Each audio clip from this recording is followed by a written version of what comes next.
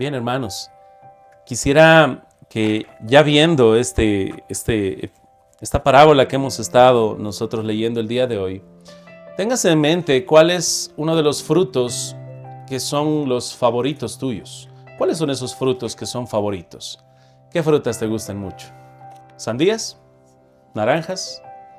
¿A cuántos? Yo sé que en algunos países no hay esto, no sé cómo le llamarán en otros países a la chirimoya.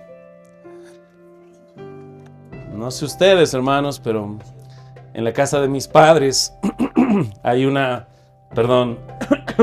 producción grande de chirimoya. Y cuando estaba viendo que mi madre se acercaba y me decía, Ángel, llévate chirimoya, y me daba estos frutos grandes, por lo menos unos 2, 3 o 4 o 5, yo a veces los despreciaba. Decía, no, gracias, no me gusta tanto. Y cuando fui creciendo, le empecé a hallar el gusto, empecé a sentir lo dulce y amargo. Y un día, pasando por la calle, recuerdo que vi una señora que estaba vendiendo unas chirimoyas así grandes. Y yo desde mi auto saqué mi billetera y le dije a la señora, ¿a cuánto está esa chirimoya? Y me miró la señora y me dijo 30 bolivianos. Y yo dije, ¿qué? Yo pensé que eso valía 5 bolivianos, 10, 30. Es mucho dinero. Y en ese entonces, muchas gracias, hermano.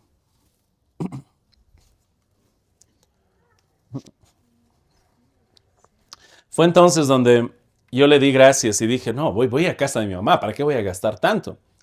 Y recuerdo que ahí había bastante, hermanos. Podía llevarme muchísimo.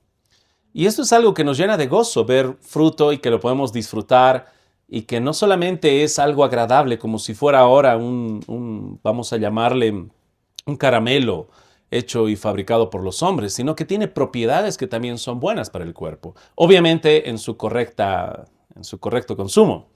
Pero hoy, hermanos, tenemos delante de nosotros un test de cómo reconocer la verdadera salvación y es a través del fruto. Y eso es lo que la palabra de Dios va a hacer mucho énfasis, ya sea que parte de la semilla cae junto al camino, o parte de la semilla cae en terreno pedregoso, o parte de la semilla va a caer en terreno de espinos, pero lo que va a diferenciar esa verdadera salvación es esa abundancia de fruto que produce a 30, a 60 y a 100 por uno. Repetimos, hermanos, que quizá con esto ya te he dicho la tesis y te he dado la conclusión, la manera a través de la cual nosotros reconocemos esta verdadera salvación de una salvación falsa es a través del fruto. Cristo lo dijo también en otra ocasión, por sus frutos los conoceréis. Así que ahora acompáñenme, hermanos, al pasaje que vamos a estar estudiando en Marcos capítulo número 4, verso 1 al 20. En los evangelios sinópticos tenemos este mismo relato en Mateo capítulo 13 y en Lucas capítulo número 8. Cada uno en un contexto muy semejante, pero que te van a mostrar esta abundancia de fruto. Por ejemplo, en Lucas capítulo número 8, hablando de esta parábola, lo que precede a eso, en el capítulo 8, es que había mujeres que acompañaban a Jesús. Y dice, y les servían de sus bienes. Hermanos, tenemos 12 varones que estaban predicando el evangelio del reino. ¿Quién sustenta esta obra? Les comento algo, aquí ustedes, por la gracia de Dios, tienen un pastor por el momento. Tal vez para fin de año 2 y para el año siguiente 3. ¿Quién sustenta todo eso? Dios, pastor, claro, Dios. ¿A través de quién? ¿Cómo quiso Dios sustentar a estos siervos? 12 apóstoles. ¿Resulta que iban al río y sacaban un pez y dentro del pez había una moneda de oro cada mes? No. Dios, y a Dios le place la metodología de las ofrendas. Que las personas voluntariamente puedan venir para poder sustentar el trabajo de los obreros. Así que en Lucas capítulo número 8, ves estas mujeres que están sirviendo a Jesús de sus bienes. Que jamás nadie te haga menospreciar a una mujer, porque Cristo Jesús también trabajaba y las mujeres proveían para este sustento de los apóstoles. Pero ese es el contexto en Lucas capítulo número 8. Pero nos enfocaremos un poco más en Marcos, ¿está bien? Recordemos, el test, cómo tú pruebas que hay una verdadera salvación es a través del fruto. Pero no estamos hablando de fruto donde tú vas y encuentras un pequeño fruto. Dice que produce a 30, 60 y 100 por uno. Eso es muchísimo. ¿Qué tipo de inversión te da esto? Solamente la semilla de la palabra de Dios y la predicación del Evangelio. Así que leamos conmigo, hermanos, mientras analizamos brevemente. Primero, ¿qué es lo que tú necesitas para predicar? El sembrador es Cristo.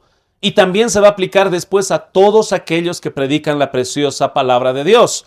Dice, otra vez comenzó Jesús a enseñar junto al mar y se reunió alrededor de él mucha gente, tanto que entrando en una barca, se sentó en ella en el mar y toda la gente estaba en tierra junto al mar. Y les enseñaba por parábolas muchas cosas y les decía en su doctrina, oíd, he aquí el sembrador salió a sembrar. Hermanos, ¿qué necesitaba Cristo para predicar el evangelio del reino? Hermanos, ¿se necesitaba una edificación? ¿Cristo está aquí en alguna edificación? ¿Algún salón grande para 2.300 personas? ¿Con iluminación? ¿Con un generador de electricidad por si se corta toda la luz, ellos pueden continuar el concierto cristiano? ¿Qué necesitaba Cristo? ¿Sabes? Dice la palabra de Dios que había mucha gente, así que Él se sentó en una barca. Tal vez alguien aquí diga, pastor, Jesús quizás se dedicaba al negocio de las barcas, tenía 12 barcas distribuidas. No, hermanos, era una barca prestada, ni siquiera era propia. Usaba esa plataforma para predicar. Una barca que tal vez otros veían para cualquier otra cosa y él le daba un uso de plataforma de predicación, si quieres llamarlo el púlpito. ¿Qué más? Estaba junto al mar. Ahí la gente se sentaba y él empezaba a enseñar. Queridos hermanos, ¿qué es lo que tú necesitas? A veces puede surgir en tu naturaleza que pecaminosa que para predicar el evangelio yo necesito y empiezas a poner cuántas cosas. Eso se llaman excusas. Tú necesitas el poder de la palabra y el poder del Espíritu Santo, nada más. Porque eso es lo indispensable. El poder de la palabra y el poder de él. Y por si acaso, si alguien te hace creer ahora, no, es que Jesús era Jesús. Hermanos, recuerden que en ese tiempo, aquellos que eran quizá más cotizados para su enseñanza eran los escribas, los saduceos, los fariseos, alguien que pertenecía al Sanedrín, algún discípulo de Gamaliel o Gamaliel mismo. ¿Quién tienes aquí? ¿Quién es Jesús para estos hombres? Todavía no lo han reconocido muchos como el Mesías. Es el hijo del carpintero y unos pescadores andan con él. Quizá muchos podrían menospreciarlo, pero ahí estaba el poder de la palabra y el poder del Espíritu. ¿Quién eres tú? Y déjame decirte, tú no eres nadie. Gloria a Dios, hermano, amén. Si tú no eres nadie, entonces el poder del Evangelio y la gloria se va solamente a Él. Hermano, qué bueno que, como dice en 1 Corintios, lo necio del mundo escogió Dios y lo que no es, para que pueda humillar a todo el orgullo del mundo. Y es así, hermanos, como ahora lo único que se necesitaba era el poder del Espíritu, el poder de la palabra de Dios. Hermanos, nosotros vamos con el mismo Evangelio. ¿Cuál es el Evangelio que nosotros predicamos? Dios es santo, Dios es bueno, Dios es justo, Dios es el creador, el dueño de todo, y el hombre ha decidido rebelarse a este Dios. El pecado ha entrado al mundo por causa del hombre y ahora el mundo es gobernado por el pecado. Todos condenados, todos malditos. Y ahora viene Cristo, el Salvador, el Redentor, la simiente prometida. Estamos hablando del Rey de Reyes, Señor de Señores, el gran sumo sacerdote, nuestro gran sacrificio, para que todo aquel que en Él cree no se pierda, mas tenga vida eterna. ¿Y ahora qué predicamos? Tienes que decidir. Arrepiéntete. Dios te manda que te arrepientas. Dios no te sugiere, Dios no te recomienda.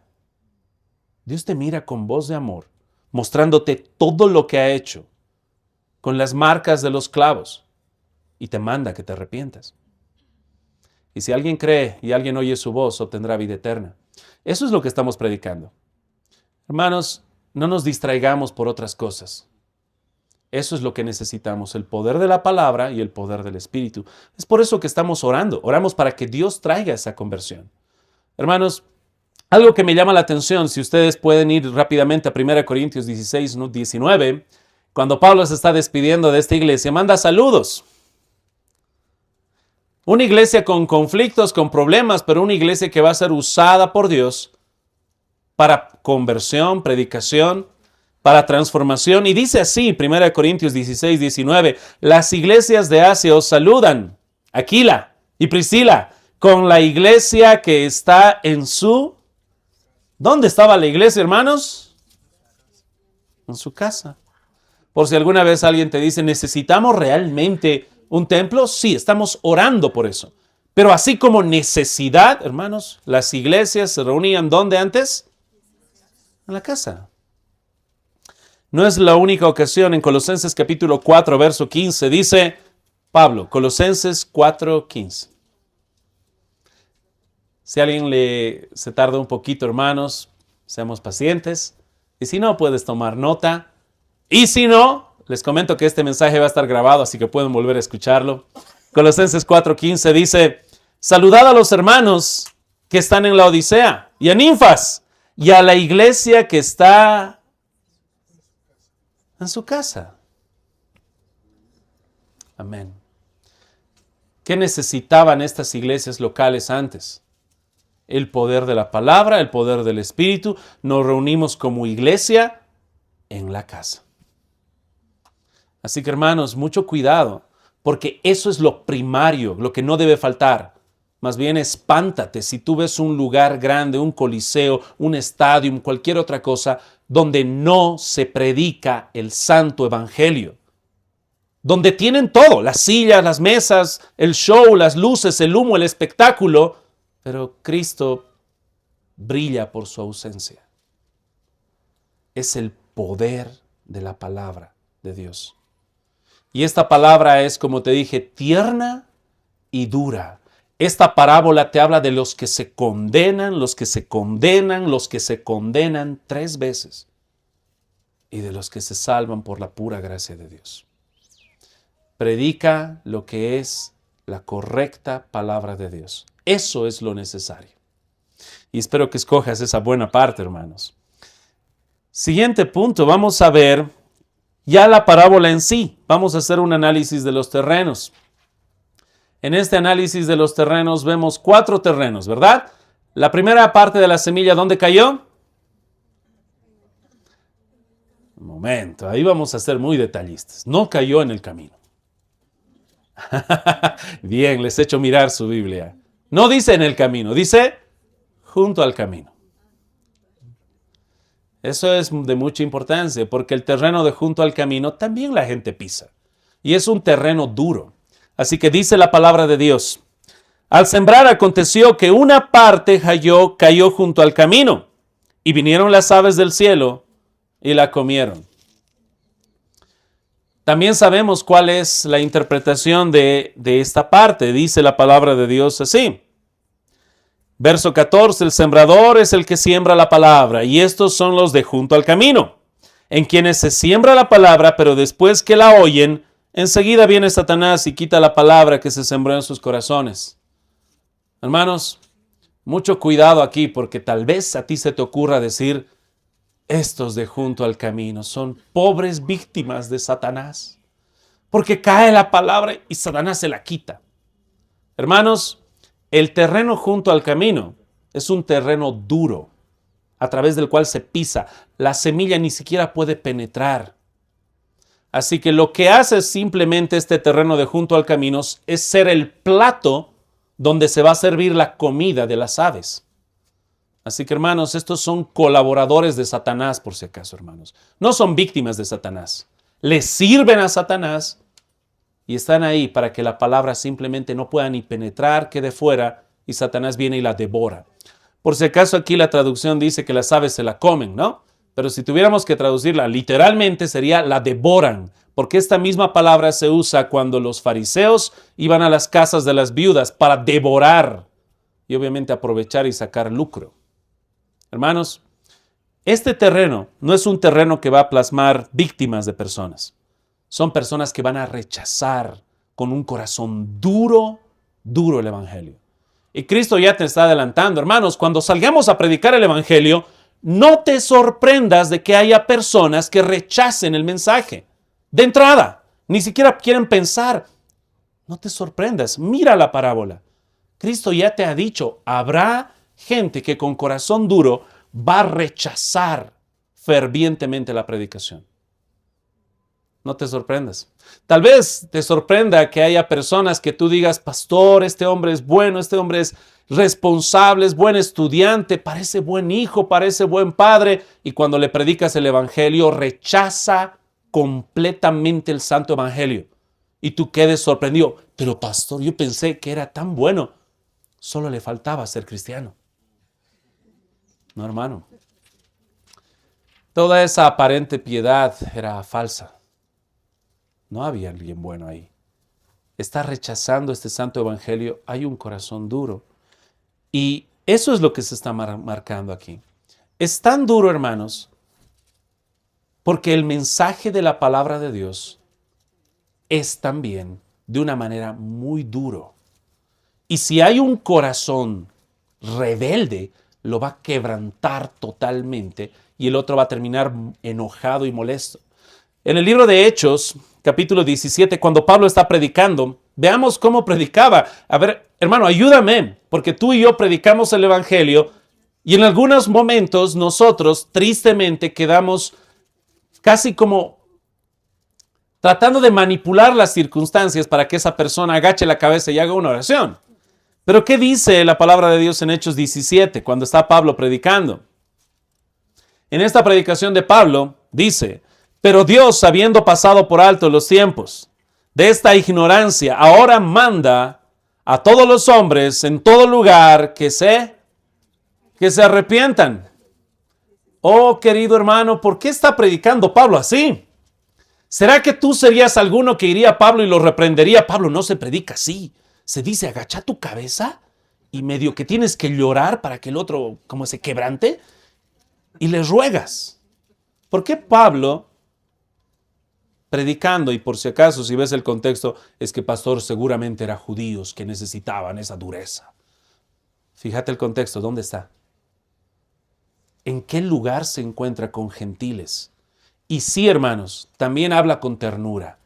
Trata de empatizar y mostrarles a través de su anfiteatro de dioses y mostrarles el verdadero Dios y el verdadero evangelio, pero Pablo no tiene la autoridad de cambiar el mensaje.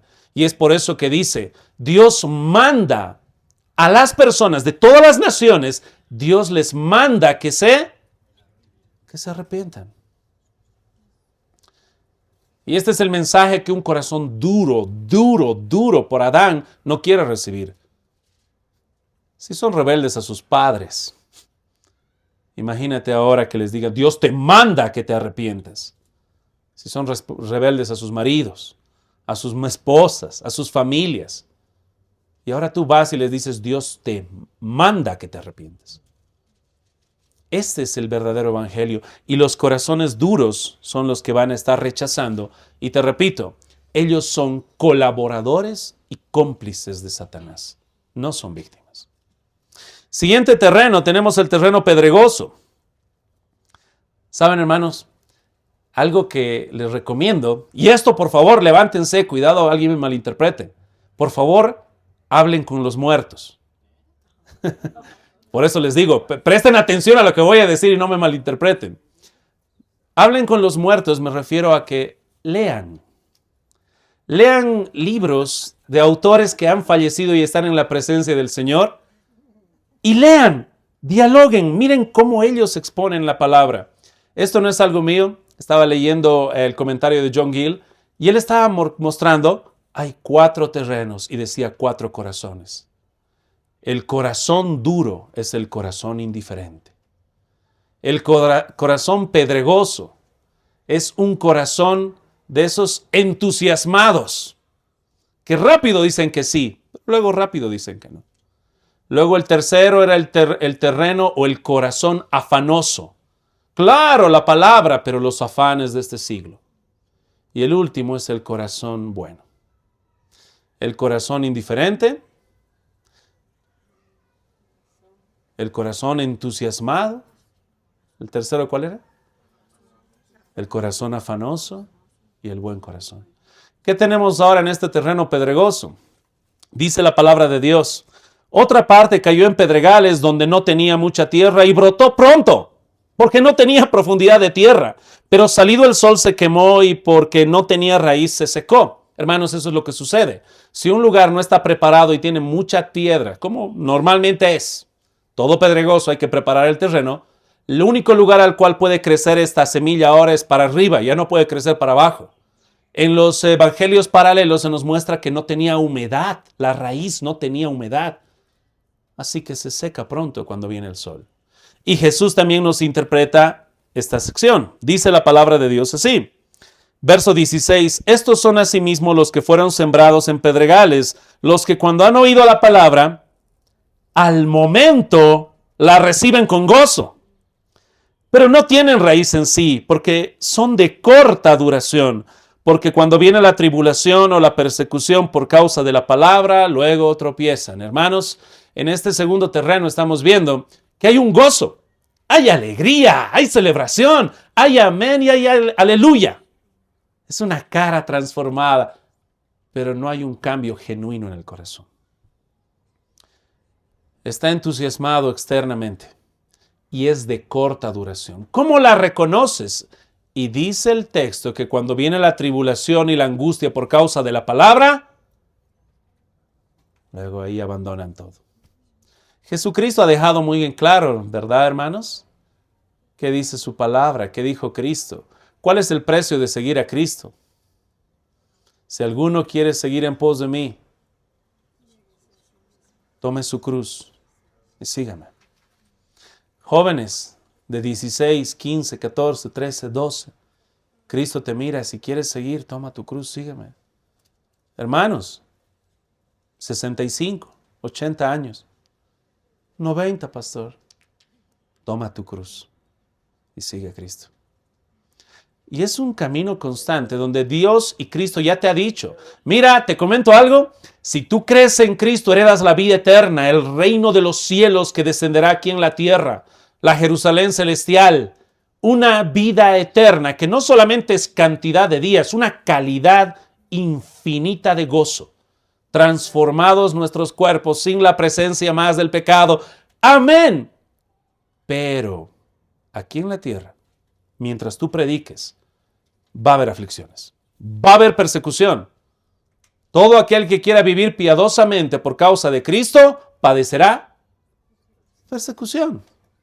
Pedro les dijo, no se sorprendan del fuego de prueba que os ha sobrevenido, como si alguna cosa extraña os aconteciese.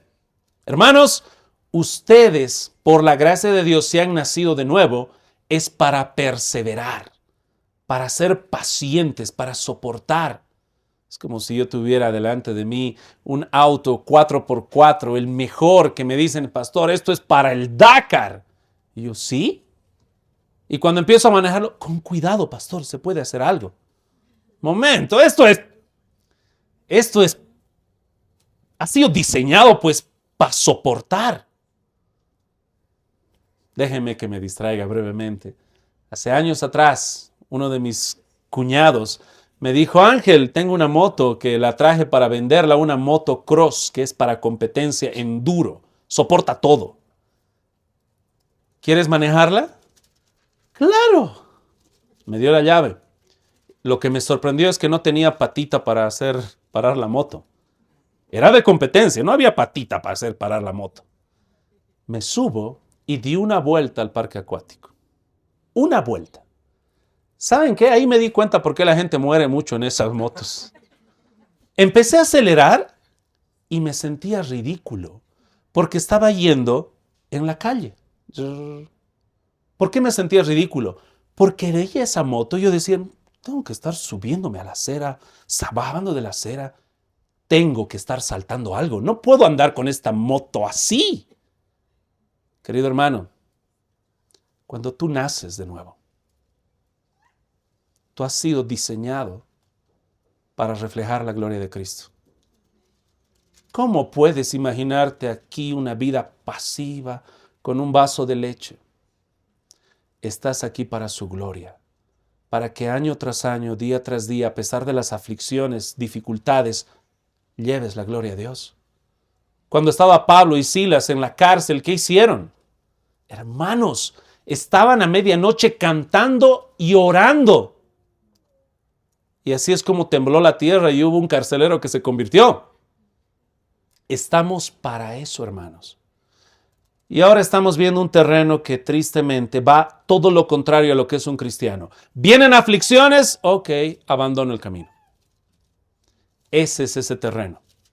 Esos corazones que al principio en corta duración dicen, sí, acepto, yo quiero, me bautizo, hago lo que sea, seminario, instituto, pero viene la aflicción y abandona. Es muy triste, hermanos, pero recuerden que es otro corazón duro y que va a ser condenado porque rechazan a Cristo. Hermanos, trato con mucho amor de enseñar todo esto con amor y severidad. ¿Saben qué libro me vino a la mente? El progreso del peregrino. Yo sé que ustedes han leído y si no han leído, de lo que se están perdiendo, pero les voy a hacer spoiler del capítulo 1. Cuando Cristiano fue llamado para ir a la ciudad celestial, resulta que enviaron a 2 hombres para que lo desanimaran y dijeron, hay que enviar 2 hombres para que lo desanimen. Uno se llamaba obstinado y el otro se llamaba flexible, que trataron de convencerlo de que no vaya. Pero Cristiano estaba tan entusiasmado y tan seguro que empezó a predicarles. Estoy yendo a la ciudad celestial, la ciudad celestial, la ciudad celestial. Tanto que obstinado dijo, este está loco, yo mejor me voy, como el terreno duro. Pero se quedó flexible y dijo, ¿cuál es esa ciudad? ¿Hay gozo, hay alegría eterna? Yo me anoto, yo quiero ir, yo quiero esa felicidad eterna. Pero ni bien empezaron el camino, cayeron en el pantano de la desesperación. Y ahí flexible se apartó. Pero te voy a leer de la historia, me gustaría leerte qué es lo que dijo del libro. ¡Ay, Cristiano! ¿Y ahora qué haremos? Y Cristiano le responde, de veras, no lo sé. Con esto flexible empezó a perder la paciencia y le dijo flexible a Cristiano, ¿esta es la felicidad de que me hablaste? Si tan mala suerte hemos tenido al comenzar, ¿qué podemos esperar desde ahora hasta terminar nuestro viaje? Si salgo de esto con vida, te dejaré disfrutar solo aquel país. Haciendo unos esfuerzos desesperados, logró salir del pantano por el lado que quedaba cerca de su casa. Allá se fue. Y Cristiano no lo volvió a ver jamás. Vienen las aflicciones, pero ¿y no que con Cristo estoy siendo protegido? Sí. ¿Y por qué me va mal? Cristo está contigo. Él te acompaña en medio de todo eso. No, pero yo quiero estar bien aquí. Si hay aflicciones, abandono. Y ese es flexible. Y ese es el terreno pedregoso, que aparentemente quieres seguir, pero luego se desanima. Déjame decirte, amigo y hermano o persona que estás viniendo, que tal vez no conoces este mensaje. Cuando Cristo te salva, Él ya te garantiza que va a haber aflicciones. Van a venir. Van a pasar. Pero Él va a estar contigo para fortalecerte y que puedas soportar esas aflicciones. De la misma manera en el libro a Cristiano luego vienen a ayudarle a salir de ese pantano de desesperación. Pero hermano, va a haber esas dificultades. De alguna manera, tal vez esto me pueden cuestionar algunos, pero me gusta usar a mí el ejemplo de Cristo. Yo les digo a aquellos que se están bautizando, me gozo y me alegro que te bautices.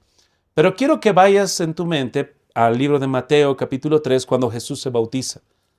Y tiene el testimonio del Padre, ahí está el Espíritu Santo, está el Hijo, la Trinidad. Y después de que viene su bautismo y dice, este es mi Hijo amado en quien tengo complacencia, amén. ¿Qué viene en el capítulo 4? La tentación de Jesús. Jesús en el desierto, no hay pan para comer. 40 días y 40 noches sin agua y sin comida. Y luego, ¿quién viene? ¿Vienen los ángeles a servirle, pastor? No, todavía. Y viene el diablo. O sea, está con necesidad y viene el diablo. Pero luego Cristo vence. Y al final sí los ángeles le sirven. Pero tienes que perseverar. Y eso es lo que con amor les digo a todos los que se van a bautizar. Cuidado, pienses que te bautizas y ahora todo va a ir bien. Hermano, van a venir aflicciones, van a venir dificultades. Jóvenes, ¿te acuerdas de esa muchacha que nunca te hacía caso? Te va a llamar. Y hermanos, ese es el camino. Pero estos del camino pedregoso son de corta duración. Ese es el énfasis. Si van a los evangelios sinópticos, ese es el énfasis. De corta duración, de corta duración. Siguiente terreno que vamos a estar viendo, el terreno de espinos. Presten atención, hermanos, en el pasaje dice la palabra de Dios. Verso 7, otra parte cayó entre espinos y los espinos crecieron y ahogaron, y la ahogaron y no dio fruto. De nuevo, hermanos, ahora hay espinos, la ahogan, no da fruto. ¿Qué dice el texto también mostrándonos, revelándonos lo que significa? Dice la palabra de Dios, verso 18, estos son los que fueron sembrados entre espinos, los que oyen la palabra, pero los afanes de este siglo, el engaño de las riquezas, las codicias de otras cosas, entran y ahogan la palabra y se hace infructuosa. Hermanos, tenemos aquí delante de nosotros entonces afanes, riqueza y codicia. Cuando tienes un terreno así, lleno de espinas, y ahí cae esta buena semilla, la ahogan. Es más, cada terreno tiene su uso de agricultura, pero cuando hay mala hierba absorben toda la vitalidad del terreno. Así que lo más peligroso de este último ejemplo es que esa semilla tiene una apariencia de vida, pero está muerta porque no produce fruto. Está rodeada de los espinos. Tú dices, no, pero está viva, pero no produce fruto. No es una verdadera salvación. Aparenta, pero no es una verdadera salvación. Tiene una apariencia, te repito, pero no hay fruto. No hay salvación. Y este corazón afanoso está vinculado obviamente al afán del mundo, las riquezas, la avaricia y todas esas codicias. En la palabra de Dios, hermanos, en otros pasajes vemos algo muy curioso, que hay falsos maestros que aparentan ser creyentes, pero no lo son. Vamos a Judas brevemente para ver este pasaje. Judas capítulo 1, el único capítulo que hay, el verso 12. Estos, hablando de los falsos maestros, dice, son manchas en vuestros ágapes, que comiendo impúdicamente con vosotros, se apacientan a sí mismos. Nubes sin agua. Lo que te está diciendo, hermanos, es como en un día árido. Viene una nube grande y tú te alegras, por fin viene la lluvia, pero es una nube sin agua. No sirve para nada, es pura apariencia, no trae vida. Es una nube sin agua. ¿Qué dice también? Llevados de acá para allá por vientos, árboles otoñales, una vez más la analogía de agricultura, árboles otoñales sin fruto, 2 veces muertos y desarraigados. Hermanos, una vez más el énfasis es que no hay fruto, pero tienen una apariencia. Lo peligroso, hermanos, es que como tienen esta apariencia, ¿qué pasa si llegan a la iglesia? ¿Qué pasa si entran a la membresía? ¿Qué pasa si entran a ser diáconos o ser pastores aquellos que tienen esta apariencia? Estamos totalmente arruinados. Y tenemos que andar con ese cuidado de velar que haya fruto genuino.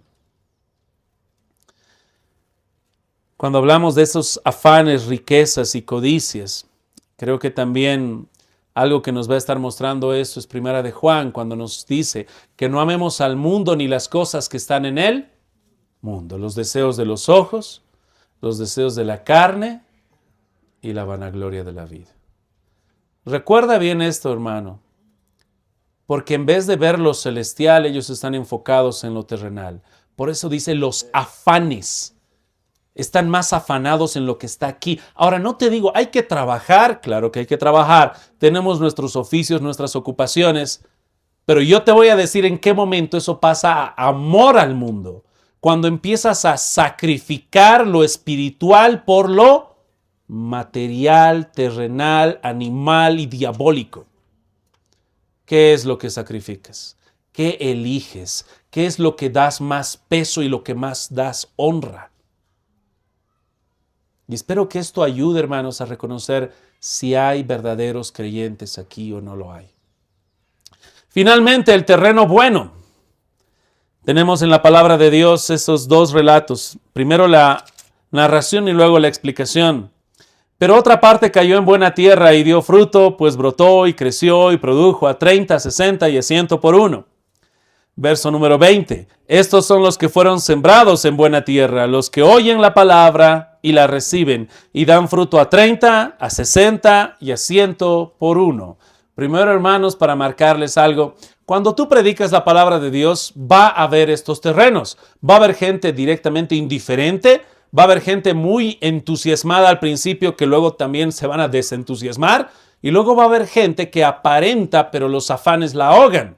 Y uno queda medio tal vez triste diciendo, pastor, uno predica y desanima, desanima y desanima. Hermano, hay un terreno bueno. La semilla cae en un buen lugar. En los pasajes paralelos vas a ver que cambia del singular al plural incluso. Hay semillas. Por eso luego dice 30 por uno, un grupo, 60 por uno, otro grupo, y otro grupo ¿a cuánto? 100 por uno. Hermanos, sí hay después personas que son del pueblo de Dios, ovejas que escuchan el llamado de Cristo, así que hay mucho para gozarnos. Gente que produce a 30, 60 y a 100 por uno. A veces no nos damos cuenta, a mí me gusta ponerles estas ilustraciones para ver cuánto había. Cuando estaba en la casa de mis padres, fui donde mi abuelo me dijo, Ángel, anda, sacate naranja. Y me dio 2 bolsas. Y yo, pero abuelito, una bolsita. Sacate, hay mucho. Y empiezo a sacar las naranjas, 50 naranjas como si nada. Y veo y digo, hay más. Con razón me dice que me saque, se va a echar a perder, va a ser una vergüenza, no quiero que se eche a perder. Y empiezo a sacarme más. No es poco, es una abundancia. Cuando dice 30, 60 y 100 por uno, estamos hablando que si tú en una analogía, $1,000, 30 por uno es que te devuelven ¿cuánto? $30,000. Das $1,000 y te devuelven $60,000. Das $1,000 y te devuelven $100,000. Pastor, si fuera así, yo no tengo los $1,000, pero me presto de donde sea. Eso es lo que se está proponiendo acá. Hace 20 años atrás, el año 2004, 20 años atrás. A ver, ¿quiénes no habían nacido todavía? Estoy viendo algunos tiernitos ahí, no han nacido.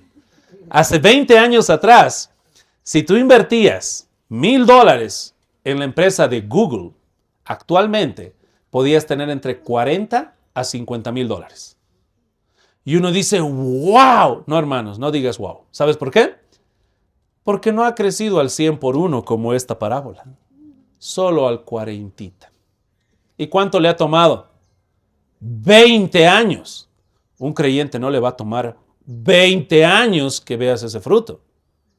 Un ejemplo que puedo darte del poder del Espíritu y el poder de la palabra es la vida de Zaqueo. Cuando Cristo le predicó y él fue salvo, ¿qué es lo que hizo Zaqueo, hermanos? Este hombre que era publicano, uno de los jefes y principales, dijo, Señor, la mitad de mis bienes doy a los pobres.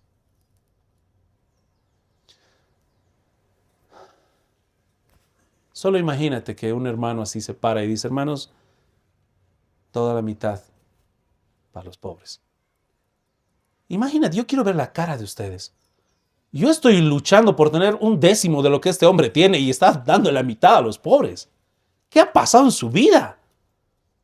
¿Y si en algo he defraudado a alguno? Si en algo he defraudado a alguno,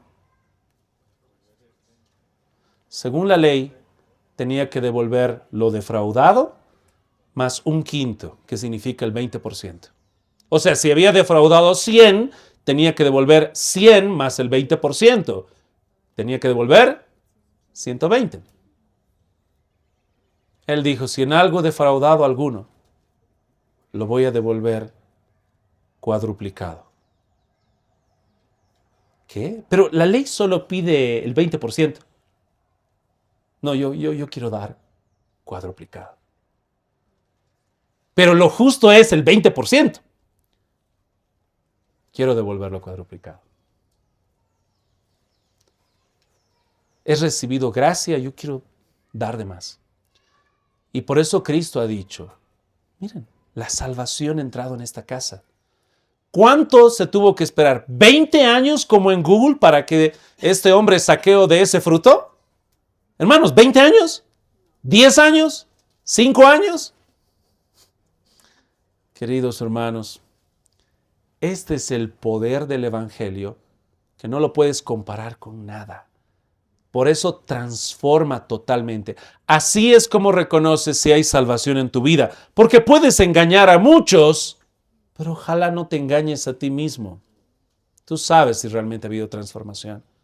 Y a los hermanos en la iglesia, ayudémonos a reconocer para la membresía, para los cargos en la iglesia, en los oficiales, para que no terminemos guiados, peor aún, por personas que no son creyentes y solo aparentan.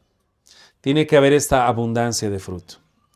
Hermanos, terreno bueno es algo que yo tengo que mencionar ahora, hermanos. Es en plural, son muchos los que van a creer también. Cuando tú ves a Pablo predicando, hay muchos que rechazan, pero hay muchos también que creen. Y es nuestro trabajo predicar este evangelio. Nosotros tenemos que predicarlo. Por favor, que nada te engañe y te desanime, predico y nadie se convierte y termines como Elías golpeándote el pecho. Señor, solo yo he quedado. Eso es mentira. En Romanos 11, Dios una vez más nos muestra y les reprende. Le dice, no, yo me he reservado 7,000 que no han doblado rodilla a Baal. No eres el único. Hay un remanente. Siempre hay un remanente. Así que, hermanos, no nos olvidemos de ese fruto. Y alguien me va a preguntar, pastor, brevemente, ¿puede decirnos cómo es ese fruto? Te voy a dar algunos puntos breves en estos subpuntos que voy a llevar para mostrarte un poquito qué clase de fruto es. Dice así la palabra de Dios en Romanos 6:22.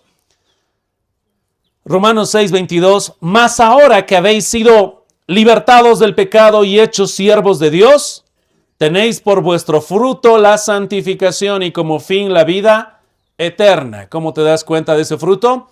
Santificación. Dios nos salva para santificarnos, para hacernos más santos, que es hacer morir lo terrenal. Vivir piadosamente, hacer morir lo terrenal. ¿Cuál es el fruto? Santificación. Gálatas capítulo 5, verso 22. Muchos ya saben cuál es el fruto del Espíritu. No dice los frutos, dice el fruto. Mira muy bien que todo esto haya en tu vida, más el fruto del Espíritu es amor. No un amor fingido, hermanos, es amor, gozo. Hay gozo en tu corazón, hay alegría. O hay más gozo cuando te pagan tu sueldo en el mes. Espero que haya más gozo en tu vida cristiana. Amor, gozo, paz, paciencia, benignidad, bondad, fe, mansedumbre, templanza. Contra tales cosas no hay ley. Pero los que son de Cristo han crucificado la carne con sus pasiones y deseos. ¿Te das cuenta cómo ese fruto del Espíritu está en directa oposición con la carne? Mientras esto va fructificando, ¿qué haces con la carne y sus deseos? Lo has crucificado, lo has torturado, lo has puesto en un instrumento y herramienta de muerte, mortificando lo carnal en ti. Eso es. ¿Se nota que estás haciendo eso con las cosas de la carne en tu vida, hermano? Aquello que es carnal, ¿lo estás haciendo morir? ¿Estás en enemistad con el chisme que hay en ti, la vanidad que hay en ti, la rebeldía que hay en ti, la mentira que hay en ti, la flojera que hay en ti? ¿Estás en directa oposición? ¿Qué estrategias usas? Esta semana estaba viendo, por si acaso, no necesariamente apoyo lo que voy a decir. Había un amigo que estaba publicando y decía No me gustan los vegetarianos, que ellos andan diciendo no voy a comer carne para salvar a los animales. Y este amigo carnívoro estaba comiendo su hamburguesa y decía, yo pido hamburguesa doble, siempre. Ya que el vegetariano no está comiendo, estoy comiendo en su lugar. Y yo veía eso y dije, esa es una oposición pero brutal, ¿no?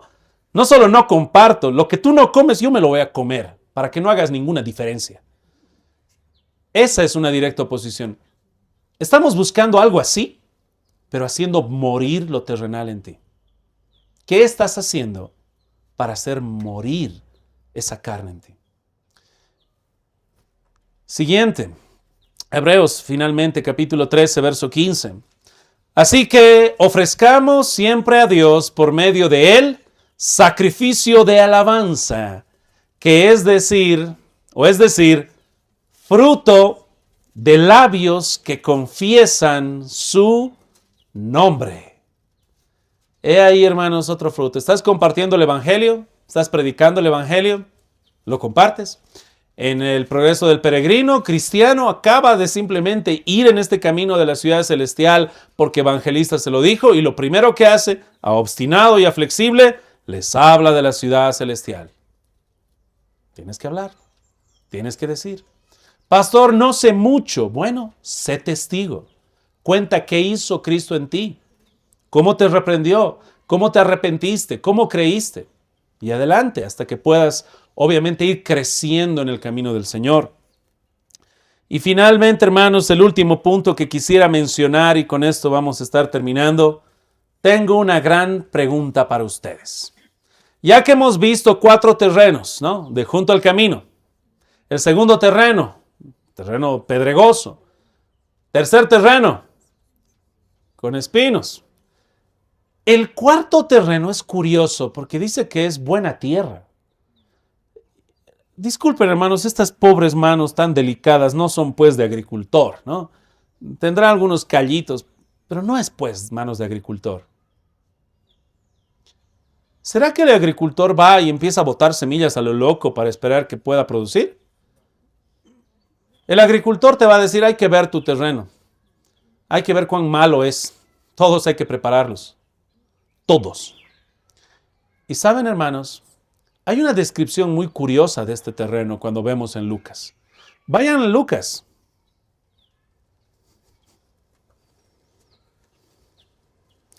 Capítulo 8, por si acaso.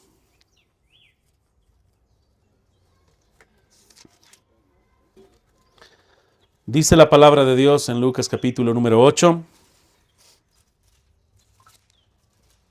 verso 15. Mas la que cayó en buena tierra, estos son los que con corazón bueno y recto retienen la palabra oída y dan fruto con perseverancia. Hermanos, ¿quién tiene un corazón bueno y recto? ¿Ah? Nadie. Todos nosotros hemos nacido en Adán, muertos en delitos y hermano, estas analogías no son suficientes para mostrar la dureza de nuestro corazón. Todos nosotros nacemos como este terreno junto al camino, corazones duros y aún más duros. En Ezequiel se llama que nuestros corazones son corazones de piedra. No puede producir nada ahí. ¿Por qué entonces los describe con corazón bueno y recto? ¿Quién habrá preparado ese terreno para que la semilla dé fruto? ¿Quién habrá preparado ese terreno para ese llamado eficaz? ¿Quién lo hizo bueno ese terreno malo, muerto? Y ahí ves el poder de Dios en su obra regeneradora. Fue el labrador el que preparó el terreno. ¿Quién será ese labrador, hermanos? ¿Quién es ese agricultor? Resulta que a Adán en el huerto Dios le dijo que labrara y que pueda guardar y haga fructificar el huerto, ¿sí o no? ¿Y quién es el segundo Adán? Cristo. Es más, cuando Cristo resucita fue María Magdalena la que lo vio primero y pensaba que era el hortelano, un agricultor. Un jardinero. ¿Quién es el que prepara ese corazón y lo transforma de un corazón de piedra a un corazón de carne para que pueda creer? Y es el poder del Espíritu. Porque no hay bueno, ni aun uno. Todos nosotros hemos nacido así, en Adán. Y si hay alguien que cree finalmente, es porque Dios ha hecho eso en tu corazón. Lo ha convertido de piedra a un corazón de carne. Ezequiel capítulo 36, si pueden acompañarme. Verso 26. Os daré corazón nuevo y pondré espíritu nuevo dentro de vosotros y quitaré de vuestra carne el corazón de piedra y os daré un corazón de carne. Es por eso que oramos, hermanos. Es por eso que clamamos que Dios obre. Porque es el único que puede transformar esos corazones, los más duros que haya. Es Dios solamente el que puede transformar eso. ¿Qué logra, hermanos, la cruz de Cristo? La salvación. Y comienza un proceso de santificación. Podemos reconocer a los que son verdaderamente creyentes de los que no lo son por el fruto, porque hay una abundancia de fruto.